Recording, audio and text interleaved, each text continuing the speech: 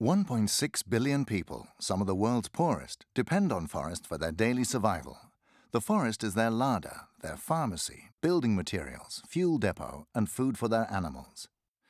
Forests are a barrier against erosion, landslides, and avalanches. They keep rivers clean and slow the speed of the water during the monsoon or spring thaw, protecting against floods and the impact of climate change.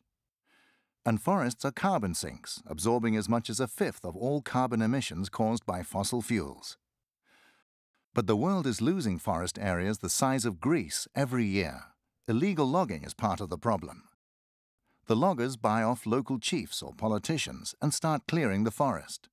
Other threats include legal but unsustainable logging, plantations for palm oil or soybeans or farming.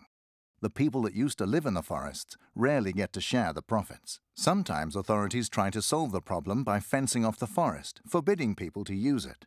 But that leaves the poorest with nothing. They lose their homes, food, fodder, and fuel. But we can prevent deforestation and bring back the forests. The key is the local communities. Several studies show that when a forest community is given the right to manage the forest and the knowledge of how to preserve it and to make a living from it at the same time, both forests and communities thrive.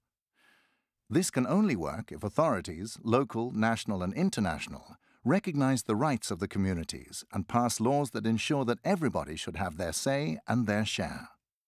In a growing number of countries, this is already working. Hillsides that were barren are now green again. Local people have learned how to manage the forest, and at the same time, old patterns are changing.